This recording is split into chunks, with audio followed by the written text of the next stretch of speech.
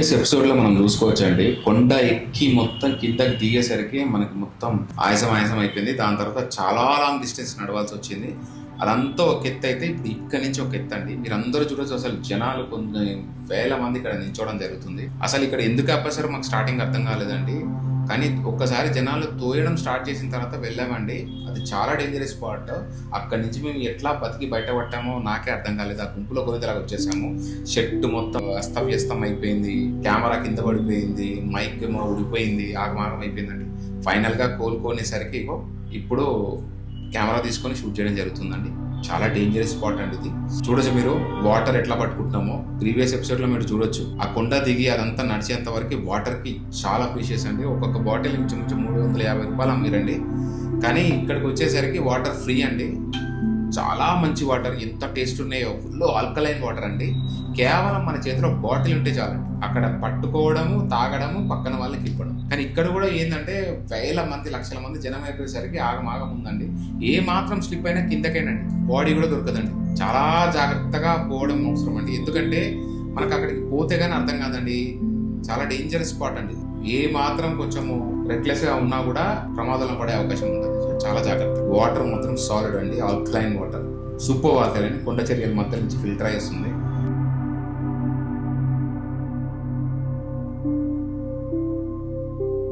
ఆ కొండ ఎక్కే వాళ్ళు ఎక్కుతున్నారు, దిగే వాళ్ళు దిగుతున్నారు, స్లిప్ అయ్యే వాళ్ళు స్లిప్ అవుతున్నారు. చాలా మంది హెల్ప్ కూడా చేస్తున్నారు. ఆడవాళ్ళకి కావచ్చు, ముసలి వాళ్ళకి కావచ్చు, కొంతమంది చిన్న పిల్లలు ఇష్టం. మేము కూడా చాలా మందిని ఎత్తుకొని దిగడానికి ట్రై చేసాం. కాకపోతే మనకే ఆయాసం పడుతున్నప్పుడు వాళ్ళకి హెల్ప్ చేయాలంటే కూడా అది దేవుడికే తెలియాలి, అంత లింగమయ్యే మహిమ.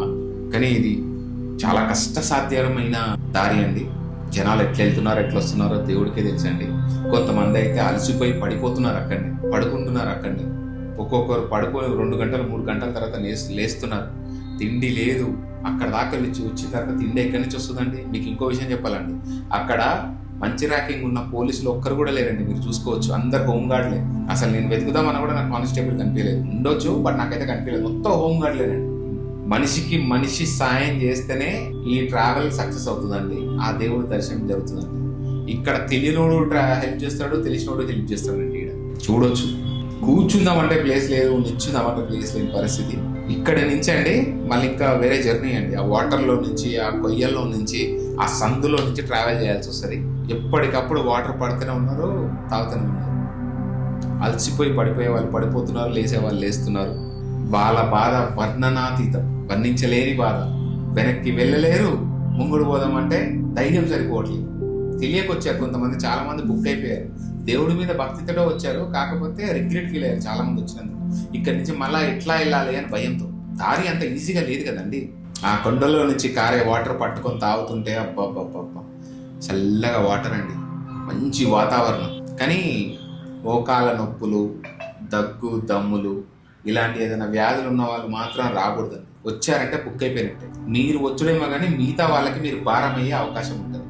మిమ్మల్ని ఎత్తుకొని అక్కడికి రావాలంటే కష్టం కదా. అగో నడవలేక ఆ చెప్పులు మీరు చూస్తున్నారు కదా, ఆ చెప్పులు ఎట్లా వచ్చినాయి అనుకుంటారు ఇక్కడికి? అసలు యాక్చువల్గా నడవలేక దారిలో చెప్పులు తెగిపోతాయి. ఒక్కొక్కసారి ఆ గుంపులో ఒక చెప్పు ఉడిపోయింది అనుకో, ఇంకో చెప్పు ఎక్కడుందో తెలుసుకునే టైం ఉండదు కాబట్టి ఆ మిగతా చెప్పు కూడా అక్కడే వదిలేసి వెళ్ళిపోవడం. ఇలాంటి పరిస్థితుల్లో అన్ని చెప్పులు వచ్చాయి. మీకు సీరియస్గా చెప్పాలంటే ఇంచుమించు ఒక 2-3 లారీల చెప్పులు కూడా ఉంటాయండి అక్కడ. కొంతమంది ఏమో దేవుని దగ్గర చెప్పులు వేసుకొని నడవకూడదని చాలా మంది ఏం చేస్తున్నారు, ఆ చెప్పులన్నీ నిడిచి మూల పెట్టడం జరుగుతుంది. మీరు గమనించినట్టయితే దారి పొడుగుతా చూస్తే అక్కడక్కడ చెప్పులు పెడుతున్నారు. అసలు కొన్ని టన్నుల చెప్పులు వెళ్తాయండి. ఈ చెప్పుల పరిస్థితి ఏందో ఏం అర్థమైతలేదు. ఆ దారి ఎంతో ప్రకృతి సిద్ధమైన గుడి, ఆ టెంపుల్ ఎంత మంచిగా ఉందో, వాటర్ ఫాల్స్ అదంతా మొత్తం కలుషితం చేసి పడేసిరండి. మళ్ళీ ఆ కలుషితం అంతా పోవాలంటే మళ్ళీ ఒక వర్షం పడాలి. ఆ వర్షంలో ఆ వాటర్ అన్ని కొట్టుకెళ్ళిపోవాలి. అప్పుడు మాత్రమే మళ్ళీ ప్యూరిఫై అవుతుంది. ఆ కొండల ఎంత సంద అనుకున్నాం, అది పెద్ద పెద్ద కొండలు.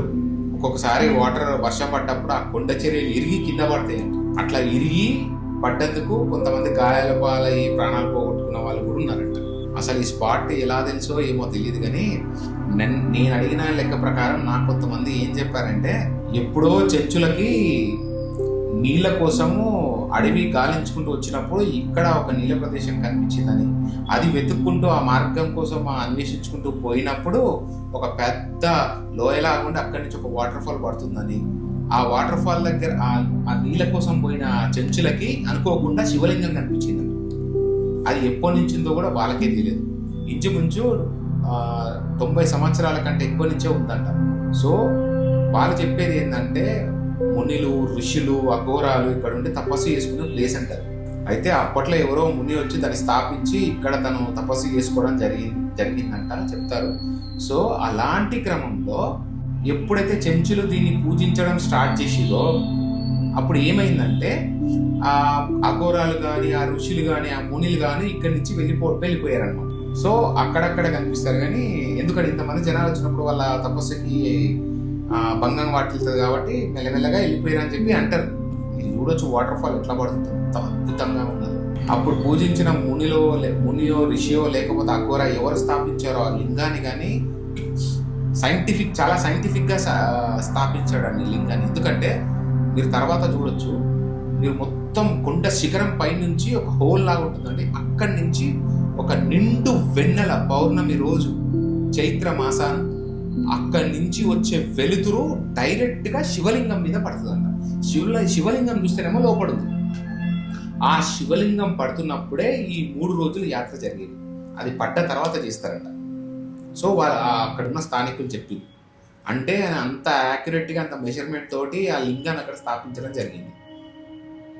సో ఎంత టెక్నాలజీ కానీ ఎంత సైన్స్ కావాలి దానికి. మన ఋషులు మునులు అంత గొప్ప 100 ఇయర్స్ క్రితం కూడా ఇట్లాంటి టెక్నాలజీ తోటి అక్కడ లింగం స్థాపించుకొని ఆ మునులు ఋషులు పూజ చేశారంటే చాలా గ్రేట్ కదా. నాకు అదే అనిపిస్తుంది. ఇదిగో లాస్ట్కి జంగమయ్య మన లింగమయ్య దగ్గరికి చేరుకున్నాం ఇంచుమించు.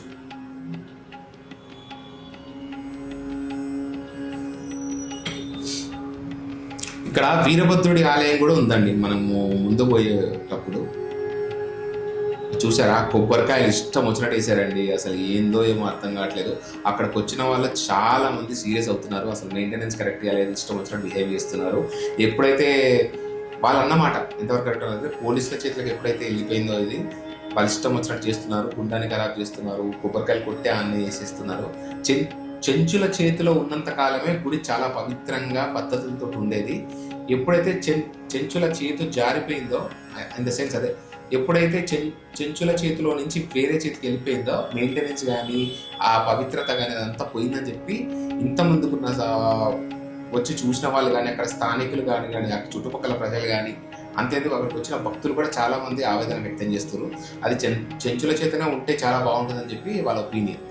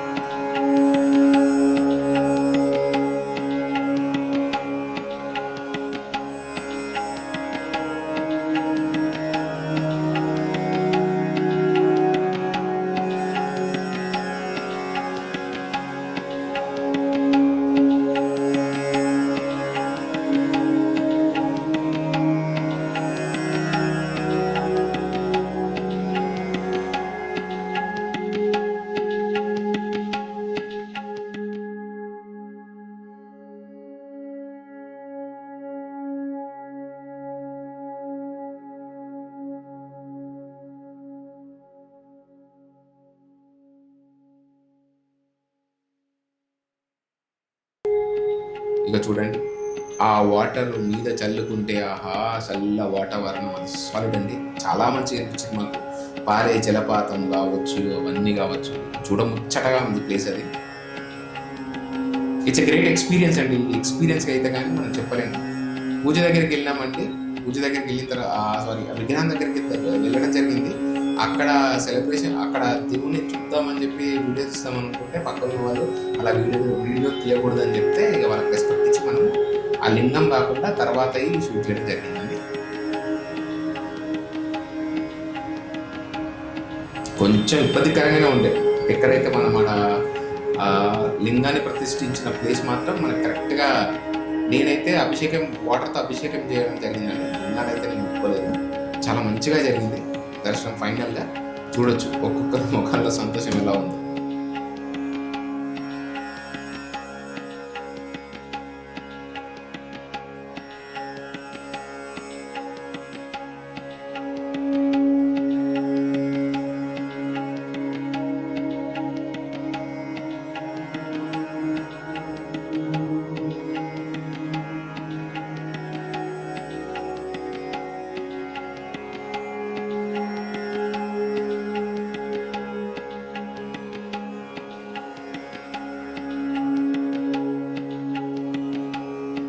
అదిగో చెంచులండి, మీరు చెంచులు చూసుకోవచ్చండి. వాళ్ళు పొట్టు పెడుతున్నారు, విభూతి పెడుతున్నారు. అట్లే శతకోపం కూడా వాళ్ళే, మొత్తం పూజారులు వాళ్ళే, పూజ చేసేది వాళ్ళే, స్వామి రక్షణ మొత్తం వాళ్ళదే.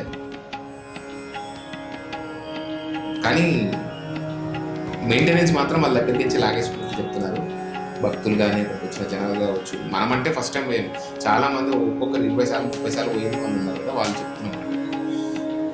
అఘోరుల నుంచి వచ్చిన తర్వాత ఈ పుట్ట ప్రత్యేకత ఏందో తెలియదు కానీ పుట్ట చుట్టూ తిరిగి చాలా మంది ప్రదక్షిణ చేసి కొబ్బరికాయ కొట్టి బొట్టు పెట్టుకుంటున్నారు.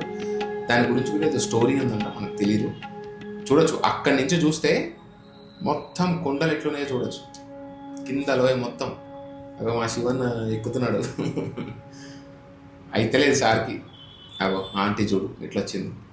ఈ జనాలు చూడండి, ఏ మాత్రం తోకిసలాట చూసినాం పక్కకే పడిపోవడం. ఆ తొక్కిసలాటలో, ఆ నూకులాటలో ఎంతో మంది కింద పడుతున్నారు. ఆ బ్యారికేడ్స్ నెక్స్ట్ టైం అయినా ప్రభుత్వం కొంచెము జాగ్రత్తలు తీసుకొని అక్కడక్కడ ఫస్ట్ స్టేజ్లో కింద కొండల దగ్గర అవసరం లేదు, వాటర్ దొరుకుతుంది, కానీ పైన ఆ కొండ దిగిన తర్వాత చాలా దూరం నడిచే డిస్టెన్స్లో వీళ్ళు దయ తెలిసి ఏదన్నా ఒక వాటర్ ఫెసిలిటీ అరేంజ్ చేస్తే బాగుంటుంది. ఇక్కడ పోలీసులు అందరూ ఏదో మెయింటైన్ చేస్తున్నట్టుంది, కానీ పోలీసులు చేతిలో కట్టెలు పట్టుకొని ఇష్టం వచ్చినట్టు కొట్టారండి. ఎందుకంటే ఎవరు వినట్లేదని చెప్పి అది నేను షూట్ చేయలేదు. ఇగో ఇది మీరు చూస్తున్నట్టయితే స్టార్టింగ్ ఉన్న పొజిషన్ అప్పుడు మనం పోయేటప్పుడు అలా ఉండే, వచ్చేసరికి దాని పరిస్థితి అది మొత్తం ఎక్కడికక్కడ పీకి పారేశారండి.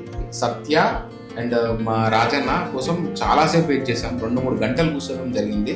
ఎందుకంటే మా డబ్బులు, మా బ్యాగ్ మొత్తం వాళ్ళ దగ్గర, తాగడానికి వాటర్ బాటిల్ లేదు. పైకి వచ్చేసాము. ఒక్కొక్క వాటర్ బాటిల్ మీకు తెలుసు 150 రూపీస్ 100 రూపీస్ ఉంటుంది పైన. ఇక్కడికి వచ్చేసరికి